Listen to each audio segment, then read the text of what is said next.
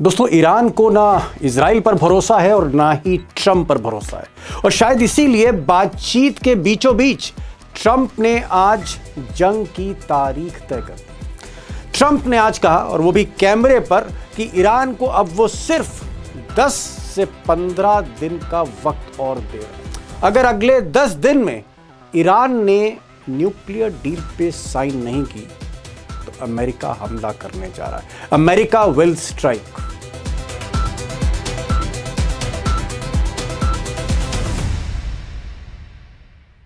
उधर अमेरिका के जाने माने लीडर और विदेश मामलों के एक्सपर्ट माइक पोम्पियो ने कहा कि ईरान किसी भी सूरत में ट्रंप के प्रेशर में आने वाला नहीं। खासकर बैलिस्टिक मिसाइल की जो कंडीशंस रखी गई हैं उस पर समझौता ईरान नहीं करेगा और ना ही न्यूक्लियर एनरिचमेंट पर वो झुकेगा अमेरिका के आगे। इसलिए जंग होना तय है, जंग ही विकल्प है। From the Iranian foreign minister, that's all just silliness. There is apparently no overlap in Iran's willingness to actually concede on ballistic missiles. दूसरी तरफ ईरान के सर्वोच्च नेता अली खामनेई ने कहा कि उन्हें पहले से ही मालूम था कि किसी न किसी धोखे से अमेरिका हमला करेगा। इसीलिए हमारी फौज, ईरान की फौज पूरी तरह से मुस्तैद है, रेडी फॉर वॉर है। उन्होंने कहा कि इस बार जंग होगी तो फाइनल हिसाब इजराइल का किया जाएगा। अली खामनेई ने एक और इंपॉर्टेंट बात कही। उन्होंने कहा कि अमेरिका बड़े बड़े जंगी जहाज़ों के जरिए ईरान को डराने की कोशिश कर रहा है, लेकिन जंग शुरू होते ही सबसे पहले इन जंगी जहाज़ों को हमारी मिसाइलें डुबो देंगी। سلاحی است که می‌تواند این ناو رو به قعر دریا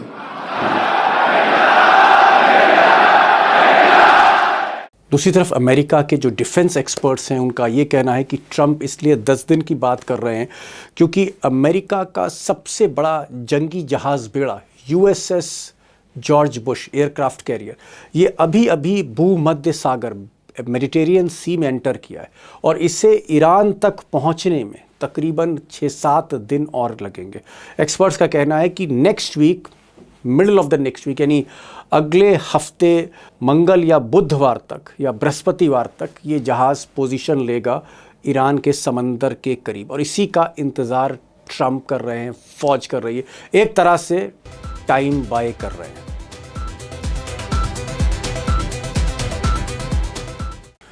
अब दोस्तों, जाहिर तौर पर दोनों तरफ से तैयारी बराबर है, ज़बरदस्त तैयारी। ईरान की भी तैयारी ज़बरदस्त है, अमेरिका और इजराइल भी हमला करना, फर्स्ट स्ट्राइक करने की फिराक में। लेकिन यहाँ पर कुछ सवाल हैं और बहुत बड़े सवाल हैं जो कहीं ना कहीं आने वाले जो अगले 10-15 दिन हैं उसको शेप अप करेंगे। नंबर 1 सवाल कि क्या ट्रंप 10 दिन के बाद हमला करेंगे अगर डील टूटती है ईरान और अमेरिका के बीच में, और डील टूटने के आसार हैं क्योंकि दोनों तरफ से, ईरान हो या अमेरिका हो, सैद्धांतिक मतभेद हैं, फंडामेंटल डिसएग्रीमेंट्स हैं बहुत से इशू में, इसलिए कंप्रोमाइज़ होने की गुंजाइश नहीं है। और अली खामनेई या फिर ईरान का जो फौज है उसकी जो पर्सनैलिटी है वो कम से कम अमेरिका के आगे झुकने वाली नहीं है। तो 10 दिन के बाद स्ट्राइक करेंगे या 10 दिन से पहले स्ट्राइक कर देंगे। पिछली बार जब ये बातचीत हो रही थी अमेरिका और ईरान में 2025 में, बातचीत के बीच ही छल से फर्स्ट स्ट्राइक इजराइल ने कर दी थी। और सवाल नंबर 2, क्या ट्रंप लिमिटेड स्ट्राइक करेंगे, सिर्फ न्यूक्लियर फैसिलिटीज़ पर स्ट्राइक होगी, बैलिस्टिक फैसिलिटीज़ जहां बैलिस्टिक मिसाइल बनती हैं सिर्फ वहीं पर अमेरिका स्ट्राइक करेगा, या ये जो स्ट्राइक है, जो हमले हैं, युद्ध में बदलेंगे? क्योंकि ईरान मुंह तोड़ जवाब देगा, इस तरह के आसार भी साफ दिख रहे हैं। जिस तरह की अली खामनेई या ईरान की फ़ौज के जो चीफ हैं उनके जो पोस्चरिंग है, मुंह तोड़ जवाब ईरान भी देगा। अगर इस तरह से दोनों तरफ से हमले जंग में तब्दील होते हैं तो क्या ये जंग लंबी खिंच सकती है? और अगर ये जंग लंबी खिंचती है 12 दिन, 15 दिन, 1 महीना, 1.5 महीना, तो क्या इस जंग में रूस भी शामिल होगा और चीन की क्या पोजीशन होगी ईरान के साथ? अब ये सारे जो सवाल मैंने अभी आपके सामने रखे, इनके जवाब की तह में जाना बहुत ज़रूरी है और आज मैंने इसलिए 2 खास मेहमान बुलाए। हमारे साथ अहमद काज़मी साहब हैं। काज़मी साहब ने अपनी पत्रकारिता की, आप कह सकते हैं, एक लंबी उम्र ईरान और इज़राइल इसी में खपा दिए। और वो एक ऐसे वाहिद शख्स हैं हिंदुस्तान के जिन्होंने ईरान और इराक के बीच जो 10 साल की वॉर थी उसको भी कवर किया था। तो काज़मी साहब होंगे, उनको आप सुनिएगा, और हमारे साथ रोज़ की तरह अमरीश मिश्रा होंगे जो हमेशा अपडेट रहते हैं, वॉर हिस्टोरियन भी हैं, ईरान और इजराइल के एक्सपर्ट भी हैं। अमरीश जी, आपको क्या लग रहा है कि अब ट्रंप का जो लेटेस्ट स्टेटमेंट अगर हम देखें कि 10-15 दिन का अंतिम समय दे रहा हूं, लास्ट विंडो उन्होंने दी है 15 दिन की, क्या आपको लगता है कि मार्च के पहले हफ्ते में ये जंग अब शुरू होने वाली है? देखिए दीपक जी, एनालिस्ट तो कह रहे हैं कि ये भी एक फरेब है, ये जो 15 दिन का उन्होंने, जी मतलब ये भी 15 छल दिन है कि का 15 दिन बाद। बिल्कुल ये फरेब है, ये एनालिस्ट कह रहे हैं। वॉल स्ट्रीट जर्नल से लेके क्रेडिट, यानी जो मेन स्ट्रीम अमेरिकन और जो थोड़ा रेडिकल जर्नल्स हैं, दोनों एक ही बात कह रहे हैं।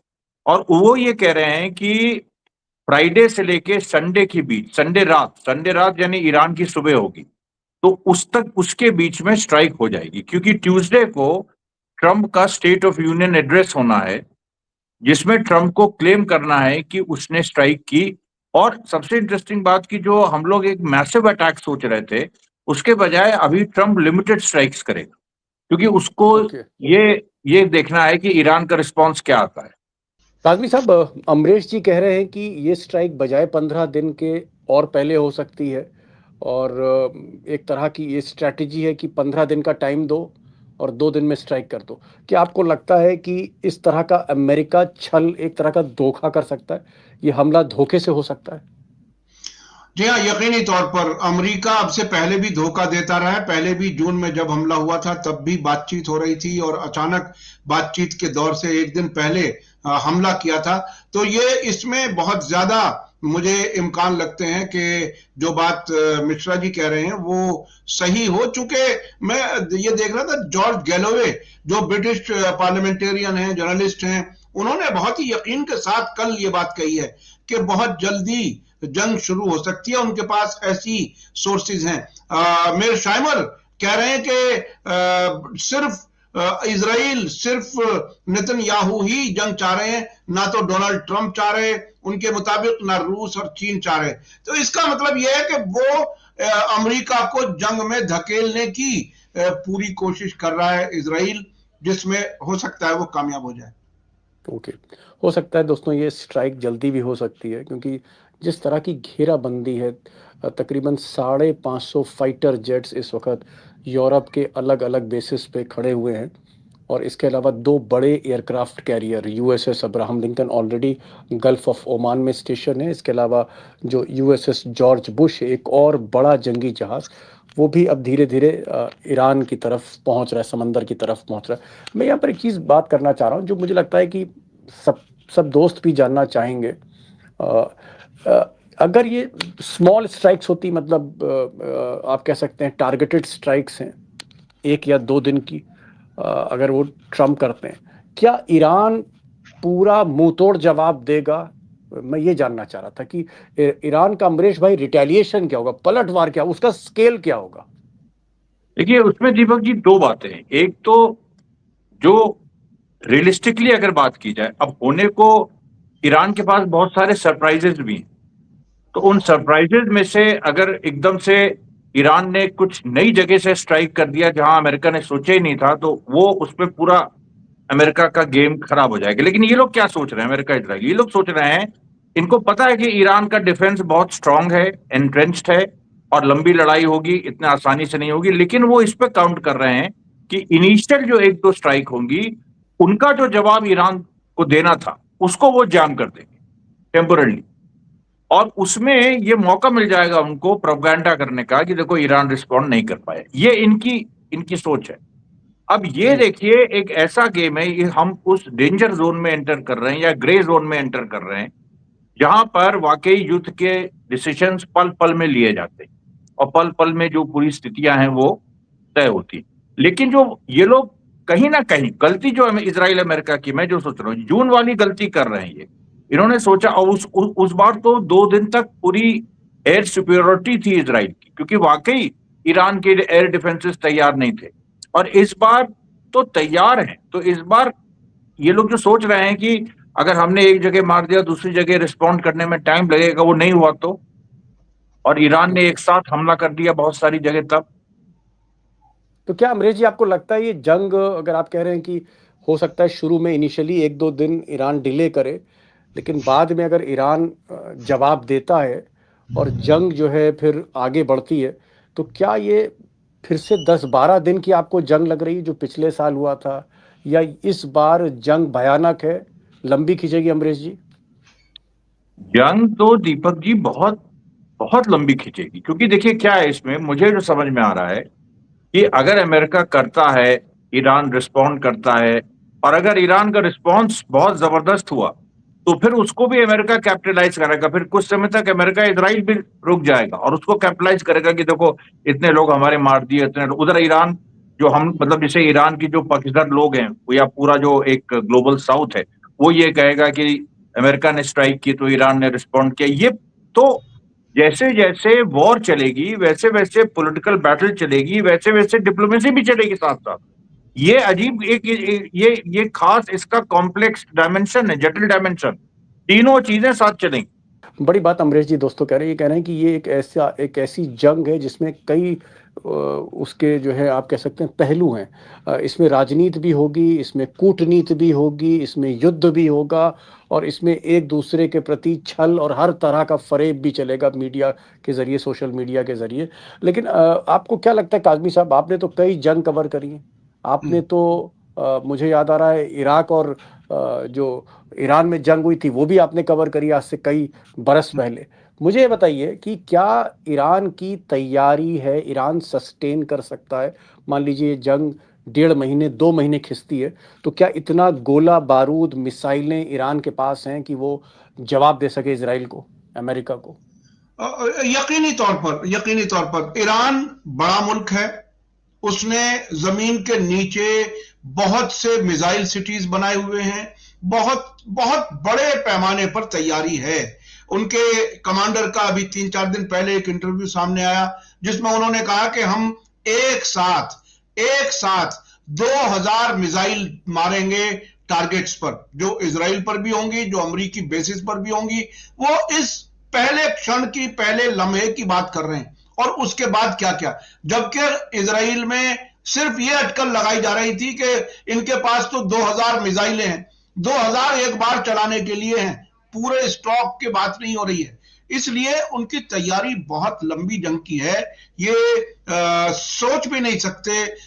एक चीज़ मैं जानना चाह रहा था अमरीश जी, ठीक है, ये कह रहे हैं कि जंग होगी, लंबी होगी, जहाँ तक गोला बारूद की बात है तो ईरान एक ऐसा दुनिया का वाहिद मुल्क है कि जहाँ ज़मीन के नीचे मिसाइल सिटीज़ बनी हुई हैं।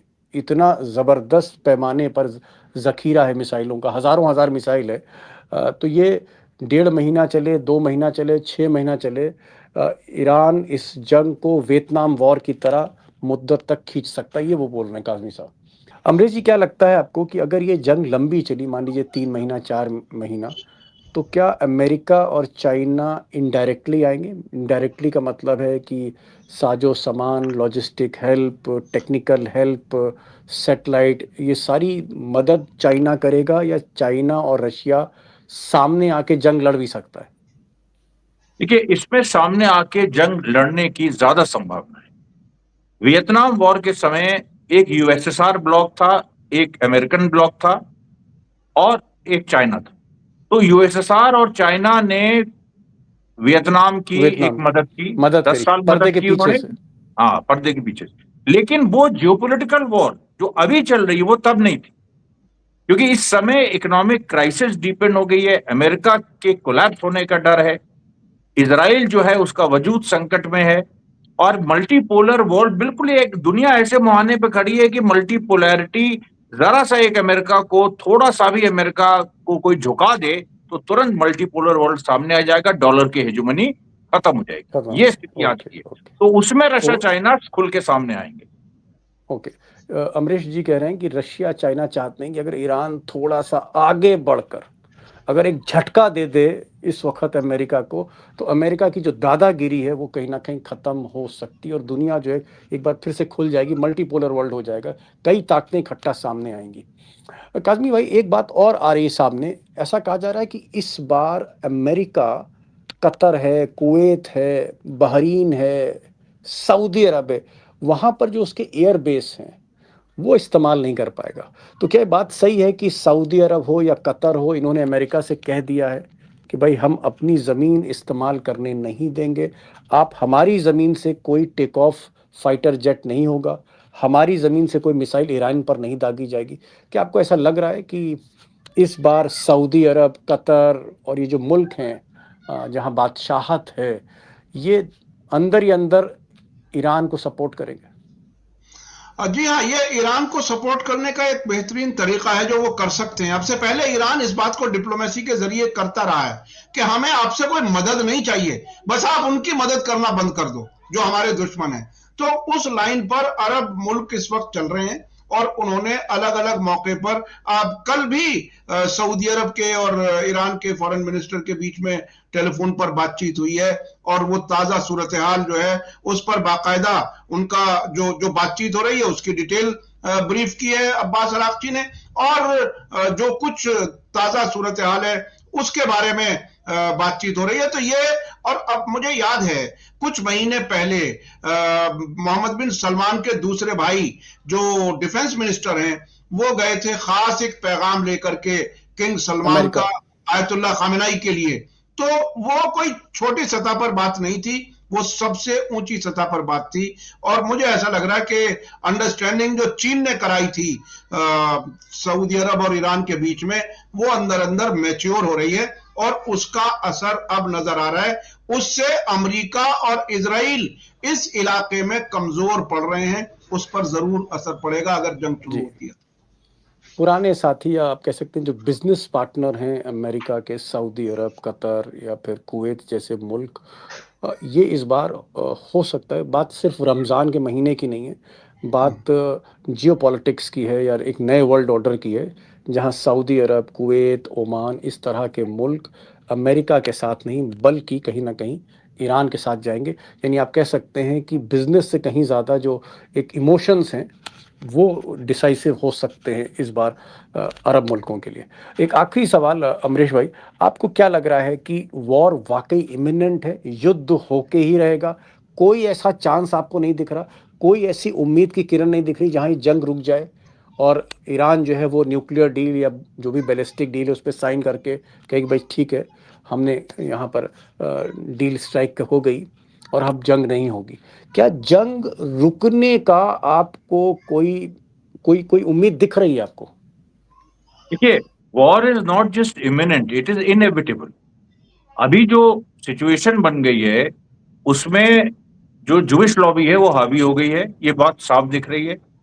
और ट्रम्प जो है वो गाजा पीस प्लान भी उनका किस हो गया, मतलब कुछ उसका एक माहौल नहीं बन पाया, तो ट्रम्प अपनी कोई लाइन अलग ले नहीं पा रहे हैं। अब देखिए, बात यहाँ पर ये हो रही है कि जैसे मैंने पहले कहा, वॉर चलेगी लेकिन डिप्लोमेसी खत्म नहीं होगी। ये कोई ना समझे कि डिप्लोमेसी खत्म हो जाएगी।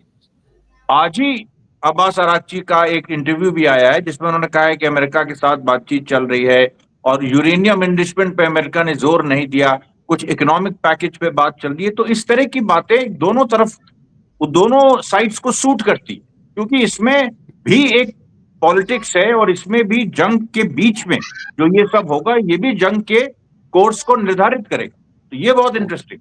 तो मतलब दीपक जी, इसको मैं समअप कर दूं कि war is not diplomacy and diplomacy is war.